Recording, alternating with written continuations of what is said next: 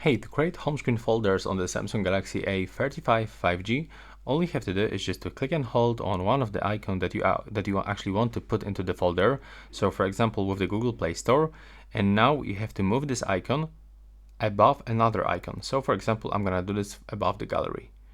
And now let me just do this one more time. Okay, it doesn't work actually with the gallery, so I have to put it on the store. There we go, and release.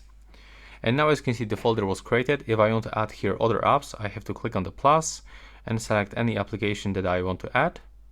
And then I have to click done. And now from this, when I click on this circle, I can actually change the color of this folder. And at the top, we can actually find the small preview how it looks. Now I can also set name for this folder, click done to finish.